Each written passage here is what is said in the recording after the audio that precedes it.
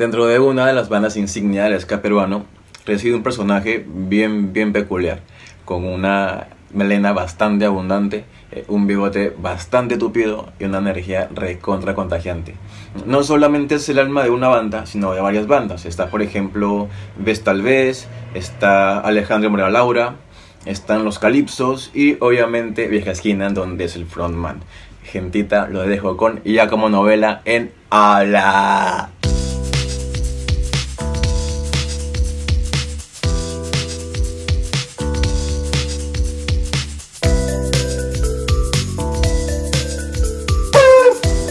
Hola, ya ¿cómo estás? Hola, ¿qué tal? Un gusto. Comenzamos arriba. Ya Vaya como. que sí. Claro, tiene que ser así. Ya, estamos aquí porque de hecho hemos escuchado mucho Vieja Esquina, pero queremos saber quién es ese señor del bigote que está detrás del trombón. Entonces, señor de bigote desquiciado, con problemas para salir de casa. Ese señor, pues, soy yo. Tengo ya más o menos casi 10 años en la escena. Y Vieja Esquina me ha permitido, pues, avanzar y darme a conocer con todos los trabajos que estoy haciendo actualmente. Claro. Ya el tiempo pasa, ya tengo 30 años, no soy el chibolo de antes, no soy la joven promesa, pero estoy... La joven promesa, pero eres la más o menos joven promesa. Sí, estoy justo a la mitad de camino, entre lo que se podría considerar como algo promisorio y algo decadente, pero ahí vamos. Vamos a hablar un poco de ya como antes de llegar a Vieja Esquina. ¿Cómo no? ¿Cómo ya como comenzó, hablando de tercera persona, Sí. cómo ya como comenzó en la Ollanta música? ¿Cómo comenzó con la música? Pucha. ¿Qué pasó? ¿Qué te dijo? Man, ya quiero ser músico. Ah, bueno. En realidad fue muy sutil. O sea, yo cuando estaba chico alguna vez veía, o sea, tenía 9 años y existía un coro en mi colegio y los veía cantar. Y parte de mí quería meterse. Entonces un día pues dije, ya, me meteré. Pero me da un roche asqueroso, así que mi viejo me ayudó, me empujó y le dijo a la profe si me podía meter. Tímido en el colegio. Sí, recontra tímido. Era lo que antes se llamaba el punto, ahora bulleado. Bueno, ese era yo. Ya. La cara de huevón la sigo conservando hasta el día de hoy, solamente que el bigote, como verán, puede camuflar alguna de las cosas y un poco de seguridad lo tenía en escena. Ya. Ese es el motivo. Sí. Entonces el asunto está en que entré al coro y me gustaba mucho, me gustaba cómo se dividía el coro en voces, me gustaba escuchar ambas voces, disfrutaba mucho con la música. Poco después, la profesora a la que habían cambiado en ese momento del coro, también se dedicaba a un taller de música instrumental donde yo aprendí básicamente de cero a tocar xilófono y flauta dulce. Sí. Entonces me gustó de ahí el tema melódico, armónico, comencé a indagar muchísimo más. Tiempo después abren la banda del colegio para chicos de mi edad en esa época, porque empezó a ser un poco difícil. Entonces me metí, aprendí trompeta en el año 2000, tenía 11 años para entonces, y el año siguiente me di cuenta que no era un instrumento en el cual yo me sintiera tan libre para explayarme. Entonces buscaba un instrumento con una boquilla más grande. Ya. Y me metí a tocar trombón. Ajá. Aprendí a tocar trombón, me gustaba porque era un instrumento con un rango mediano, ni era tan agudo, ni era tan grave, claro. Y podía tener espacios de solos y tal, dime. Y dentro tiene una capacidad que la mayoría de instrumentos no tienen, ¿no? Bueno, de los que se conoce, que es esto de que, bueno, las notas exactas no están, ¿no? No están, no es... ¿Puedes explayarte acerca de eso? ¿Cómo me pareció interesantísimo. Sí, de todas maneras, el asunto está en que, el asunto está en que el trombón es un instrumento de vara y tiene 7 posiciones referenciales que empiezan con la vara cerrada y terminan con la vara en una guía que ya está puesta dentro de la misma vara del trombón. Entonces estas 7 posiciones son 7 semitonos distintos que se van distribuyendo a partir de los armónicos que vas armando conforme qué tanto vas abriendo o cerrando los labios mientras los vibras. Es un instrumento en el cual tienes que tener mucha memoria muscular, mucha memoria de saber dónde Eso, están la cada memoria uno. muscular supongo que debe ser lo primordial dentro de tu manito tiene que ya saber dónde tiene que Sí, ir cada rato. la memoria muscular es más que nada por las alturas, pero la memoria también en cuanto a saber dónde poner la huevada y también cómo escuchar. O sea, escuchar mucho y saber que de repente la nota, la posición que estás usando no es precisamente la más afinada, así que tienes que subir milímetros arriba, milímetros abajo, Exacto. dependiendo qué rango estés tocando en el trombón. Exacto. Es muy parecido a lo que podría ser tocar con violín, con contrabajo. No puedes no solamente trabajar con los medios tonos, sino también con cuartos de tono. Ajá. Y eso es lo que ayuda a poder darle inclusive más expresividad, más dramatismo al instrumento. Y es algo que a mí me ayuda a, en cuanto al tema de la interpretación. Yo creo que ayuda muchísimo y me da un plus en cuanto a lo que yo quiero transmitir como músico. Me imagino, un poquito más abierto. Tal cual. Cuéntame, seguimos, agarras el trombón. Sí, agarré el trombón y me encantó. Y yo dije, ya, bacán, Ya tengo mi instrumento. ya tengo instrumento. Y bueno, me lo prestaban para entonces. Entonces, al año siguiente apareció una orquesta de jazz, una orquesta escuela. Era una novedad para entonces y era era básicamente una big band donde iban chicos de distintos colegios, de distintas bandas escolares de Lima a aprender a tocar jazz. Vaya, ¿cómo se llamaba este proyecto? La Orquesta Interescolar Jazz en Lima. Orquesta Interescolar Jazz en Lima. Qué lindo, qué Sí, interesante. fue un semillero muy interesante porque de ahí salieron músicos que hasta el día de hoy siguen tocando, como por ejemplo Natalie Cubillas, Ya. que es saxofonista, vocalista y acordeonista, es importantísima, ha trabajado en muchas bandas importantes del medio actualmente. Alejandra Pizarro, que es trompetista, que actualmente está llevando una maestría en Nueva York, si no me equivoco. Ajá. Frank Balcázar, que toca con Daniel Paz, que es un baterista increíble también. Y si me olvido algún nombre, perdónenme, pero estoy tratando de recordar. Jaime Mujica, que es baterista de La Mente. Ah, ok. También. Ha salido gente interesante dentro de ese proyecto. Así entonces. es. Bueno, se nota, ¿no? Cuando el Estado, bueno, quien lo hizo pone su partecita, su semillita, o sea, crecen Sí. bonitas flores como ustedes. Sí, ay, qué lindo. Lo siento. Se abren los pétalos. Se abren los pétalos. Así emocionas. Ya, bueno. Entonces, estuviste en este ensamble. Sí, estuve en ese ensamble y aprendí muchísimo con la gente que tuve alrededor. Vi los procesos de mucha gente. Y actualmente, pues, o sea, hasta el día de hoy eso me ha ayudado en materias de improvisación, en cómo entender la música. El jazz es una escuela muy importante para poder aprender de manera formal lo que sucede en la música popular. Exactamente. Hay gente que lo ve como que, ay, jazz, puta madre, esa huevada de snobs, ¿para qué mierda voy a aprender eso? No, a la larga es como estudiar técnica y ya. Sí, por supuesto. Sí, por la armonía está en su máximo esplendor dentro de eso. Así es. Así es. Bueno, en ese tiempo, eso todavía estabas en el colegio, ¿no? Cuando estuviste en este ensamble de ellas. Sí, tenía Ya. 14 años. ¿Qué escuchabas? ¿Te acuerdas? Para ese entonces escuchaba música muy loca. O sea, Muy escuchaba, por ejemplo, por un lado escuchaba la Mosca Tsetse, porque en esa La época... Mosca sí. escuchaba- Martín Fan, ¿eh? Martín es fan.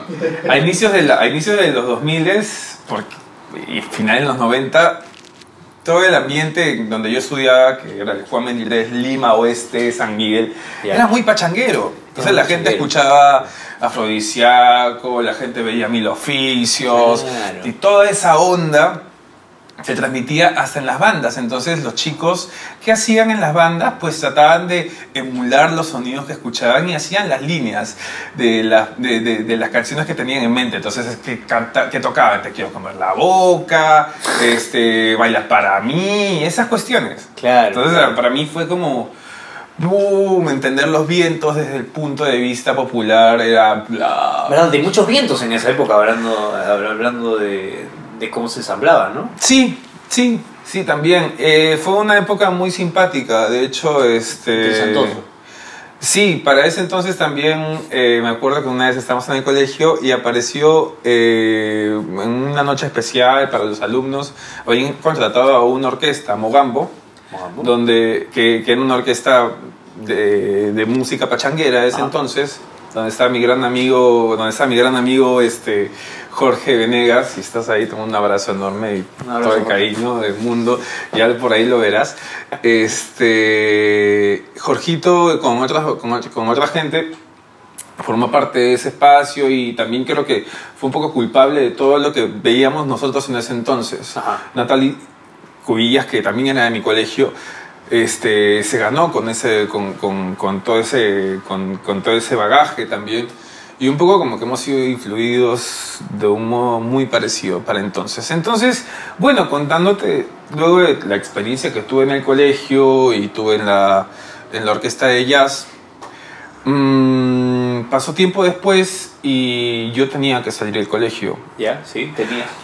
Obviamente, Ay, ¿no? sí, En los últimos años también había pasado que el tubista del colegio, de la banda del colegio, había renunciado y no había quien tocara tuba. Ya. Entonces No había tubista. dije, caramba, a probar. Me encantan los instrumentos armónicos, me encanta todo lo que tenga que ver con la base, me encanta sentir el bajo, me encanta saber cómo va, cuál es el trayecto de la línea armónica del bajo, porque la línea melódica del bajo, inclusive porque tiene una propia melodía, aunque no sea esa la principal función. Entonces comencé a tocar bajo y a tocar tuba, y me vacilaba en el colegio. Es más, por ahí les voy a colar un video para que se caigan de risa. Pues salía yo en la última marcha, en el cambio de...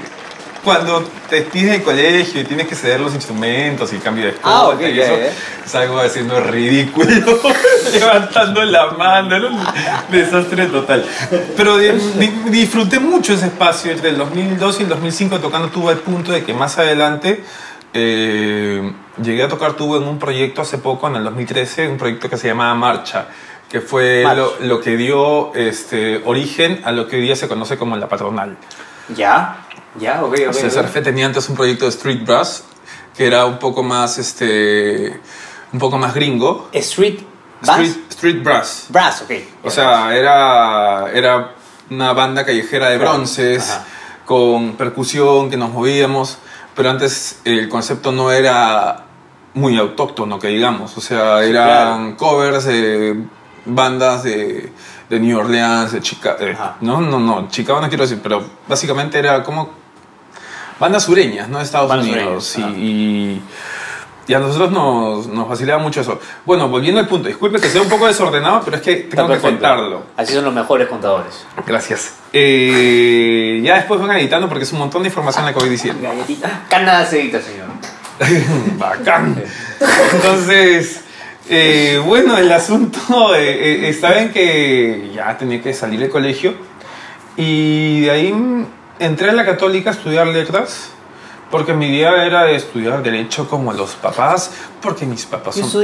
Yo quería entrar, yo entré a la Católica con derecho. Yo también. ¡Qué lindo! Sí. Tuve letras en la ¿cómo se llama? En la rotonda, todos los vacacitos que estaban ahí, había venaditos. El año que yo estuve, fue el último año que vieron venaditos. No, ahora no los dejan salir a los cines. Antes había venados, había ardillas. Sí, te quitan la comida. Cuando te ibas a Jamaica a fumar, te quitan. Un pájaro negro también por ahí. Ya no hay la Jamaica. Ya no hay Jamaica. ¿Ya no hay Jamaica? ¿Ya no hay? ¿Cómo no hay Jamaica? Todo desapareció. Anda. ¿Todo qué? Todos esos árboles que había, creo que ya no hay. Es que mucho fumón ahí. Pero igual, la gente va a fumar. No me pregunten cómo ni por qué, pero la gente va a fumar. No sé yo cómo. ¿Entraste? Entonces entré y el asunto estuvo en que un amigo mío que está enseñando en el Juan 23, que también con el que también tuve la oportunidad de tener clases y tal, se llamaba Carlos Granton, se llama Carlos Granton, al día de hoy trabaja en la Dirección de Actividades Culturales de la universidad, y él fundó la Big Band con algunos de nosotros como miembros. ¿La Big Band de la Católica? Así es. Anda. Sí. Vaya. Y formé parte de la primera promoción de la Big Band de la Católica. Wow, eso es importante, Sí. La Big Band de la Católica, para los que no han tenido el honor de escucharla, Que es una maravilla. Sí, sí, sí. Y probablemente todavía lo sigas haciendo hace tiempo, no lo sé. Yo creo que ha mejorado bastante. Sí, sí, sí. Alexis está guapo. Teníamos un amigo que se llamaba Alexis, que era tecladista en una de nuestras mierda, bandas al principio, que era pianista Del Big Bang. de la Big Band. Ah, mira. Ya. Caramba. Y bueno, el asunto está en que con Carlos Granton, con la gente, comencé a desarrollarme un poco. Y me iba bien hasta que un día en el 2009, pues, conocí Raíz Band. Ok. Y Uy. me di cuenta que de repente no me está... de repente no estaba aprendiendo todo lo que me tocaba aprender. Ah, ya. Entonces... Lo pensaste. Yo dije, wow. Comencé a cuestionar mis espacios y más adelante, pues, con Carlitos tuvimos un problema, hay que decirlo, y yo me fui. Y me fui de la Big Band. Y poco después había visto lo de la banda y lo de la otra orquesta, la Jazz House. Y entré a la Jazz House con Carolina Arauz y aprendí mucho ahí también. Estuve ahí del 2009 al 2011. Ya. 2 años de buen aprendizaje. Sí, porque ahí, ahí crecí un poco más, ahí tuve roces con músicos más experimentados, ahí apenas entré, meses después ya estaba grabando mi primer disco con Jaime Cuadra, el latino. Ah, ¿dónde grababan? ¿En el estudio de Jaime Cuadra? No me digas, el que queda acá, Music College. No me acuerdo ahorita, sinceramente. Tiene que ser. Sí, tiene que aparecer. No, ya me acuerdo, creo que grabamos en el EOG, Ah, en el viaje. Ya. en el estudio de Hugo Olive. Ajá. Grabamos el disco latino de Jaime Cuadra. Y me pareció simpático porque me di cuenta que podía avanzar, que de hecho ya no necesariamente iba a recibir como bolo pollo del Pardos Chiques. No, Que te da mal. no, verdad que cada cosa tiene su momento. Sí, Y claro, cuando uno es por supuesto. chico, pues Sí, claro. esas son las Claro, cosas sí, que uno claro. entiende, ¿no? Que aprende. Oye, Pero qué importante esto de tocar con gente más experimentada, ¿no? Siempre es bueno buscar gente que toque mejor que tú. sí, definitivamente. Es gente que te va a enseñar muchísimo y es gente en la que tú no te das cuenta, pero a la larga también enseñas. Sí, claro. Y uno aprende muchísimo porque obviamente las perspectivas van cambiando conforme pasa el tiempo. Y yo en algún momento sentía que podía dar la hora, pero perfectamente ahora podría hablar, por ejemplo, con Sebastián y me podría dar a entender puntos de vista que son mucho más prácticos, que son mucho más acordes con los tiempos actuales. Tenemos 9 años de diferencia, es casi una generación. Cierto. Es parecido a lo que me pasa con Joaquín, por ejemplo. Ya. Joaquín Mariate y yo somos muy, muy amigos y a veces nos sentamos a hablar y él me explica sus cosas y yo le explico las mías.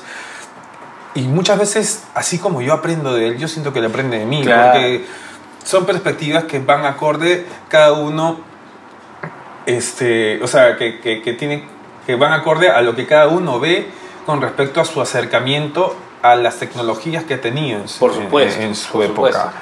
¿No? Entonces, de hecho, me pasa eso también con Sebastián y en ese momento también me está pasando con ustedes, Claro. ¿no? Que Muy lindo. Sí, es un intercambio generacional muy, muy Sí, paja. por supuesto, bonito. Y debería darse así, ¿no? Así Sí. debería estar abierto el intercambio. Está Sí. bonito. Bueno, y ahora que ya construimos de a piezas al rompecabezas que es ese señor Nobel, vamos ahora a los proyectos musicales que tiene usted. Bueno, los Ajá. proyectos musicales que tengo actualmente, pues ya había hablado de la Big Band, había explayé un montón. A partir de eso, yo aprendí, en el 2009, luego de Rosa que te conté detrás de cámaras, Ajá. que tuve con el Sky en el 2007, Ajá.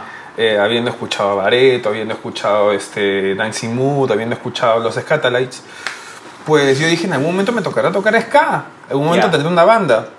Y como en la vida, en noviembre del 2009, me escribe Edgar Álvarez, un amigo que tocaba en ese entonces en Vieja Esquina, saxo alto, y me dice, oye, ya como te vi tocando en una orquesta de jazz y trabajamos alguna vez juntos, no sé si te acuerdes, pero sería chévere que vayas a probar tocar trombón con Vieja Esquina, porque teníamos un trombonista y se tuvo que ir hace meses.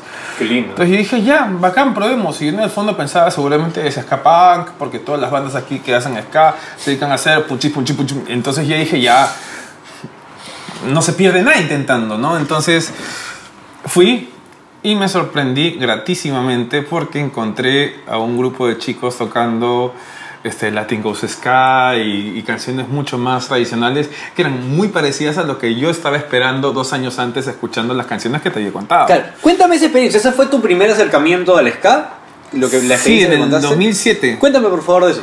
Cuando yo estaba en la Big Band Puck, había un saxofonista que se llama Pablo Peña, que en su momento, hasta el día de hoy, es un gran cultor del género. Entonces él escuchaba ska tradicional, segunda ola, tercera ola. Y a mí me vio con el trombón y dijo: hey, ya, como pucha, podrías escuchar los Scatalites, podrías escuchar Don Drummond, podrías escuchar estos grupos. Entonces fue básicamente él quien me mostró las primeras pautas del ska tradicional jamaiquino y me gustaba. Junto con ello, para ese entonces yo salía, ya empezaba a salir a Barranco, porque nunca fui de ese lado de la ciudad. Ya barranquineabas. Sí, ya me comencé a barranquinear desde entonces. Y bueno, había un concierto que se llamaba El Conciertecho, de Un Techo para mi País, donde tocó Bareto, y el primer tema que tocaron fue Guns of Navarone, que es un estándar de ska muy importante, que a mí particularmente me remeció, y yo dije, caramba, el ska está comenzando a sonar ahora. ¿Y cuándo me tocará tener una banda de ska? ¿Quién sabe? Pero entonces también por cosas de Ares y la vida, pues me encontré con Dancing Mood. Dancing Mood fue otra banda importante para mí porque comencé a entender el ska y ritmos y melodías que había escuchado antes en ese género, en ese ritmo, que me permitieron entender que el ska podía ser como el jazz, pero la diferencia, el gran plus es que mientras tú improvisabas, la gente bailaba.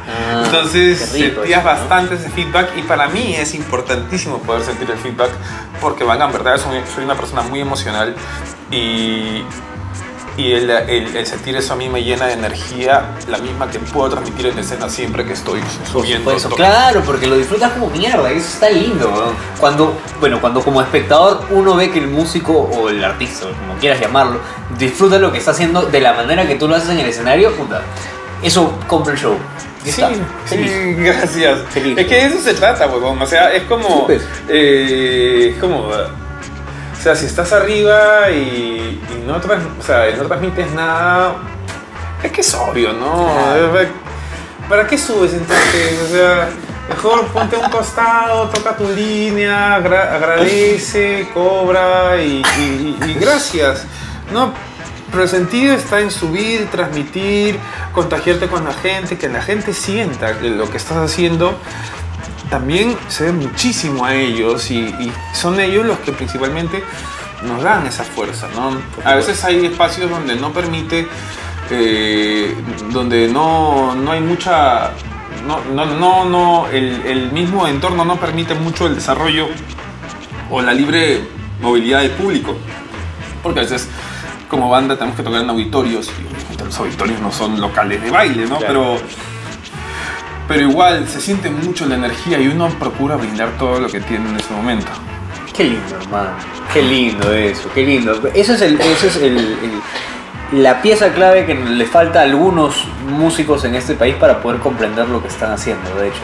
Mucha gente a veces sube al escenario sin ganas de hacer nada, tratando de compartir su música, pero cuando lo disfrutas, lo sientes, transmites, eres instrumento de la canción, pasan otras cosas, ¿no? Es que en ese momento tú eres un peón, eres un órgano, eres un órgano dentro de ese gran sistema al servicio de la música. Exacto. Y al servicio de la gente que está ahí. O sea, uno no le entiende en su momento y a veces te puedes nublar, porque los músicos, como somos tan sensibles, también podemos tener, o sea, podemos estar ligados a desequilibrios emocionales también. Eso es importante entender. Y que a veces nos pueden bloquear, pero una vez que estás seguro, nada te para. Y creo que a veces la escena, la tarima, la música es la mejor terapia. Totalmente de acuerdo. Lindo eso, lindo eso. Para Vieja Esquina, ¿qué está pasando ahora? Bueno, Vieja Esquina ya tiene 10 años en escena por lo menos. Vieja Esquina estuvo grabó un disco en el 2012, Ayahuasca. De ahí hace unos meses, hace casi un año, lanzamos El Regreso a la Luna Verde, que fue nuestra segunda producción. Y estamos lanzando dentro de poco un tercer EP. Ah, carajo, bien, Sí. primicia. Así que eso va a salir más adelante. No puedo dar muchos detalles, pero vamos a tener nueva producción.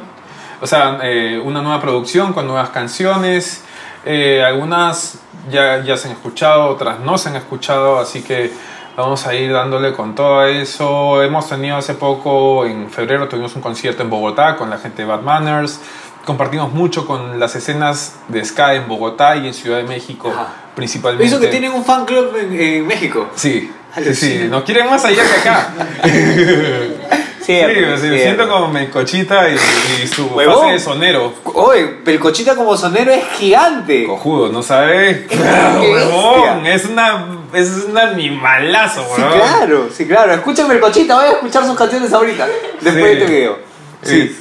Dime. Mi hermano, muchas gracias, carajo, qué linda conversación. Sorry, sí, a veces me explayo un poco, pero bueno. De eso se trata.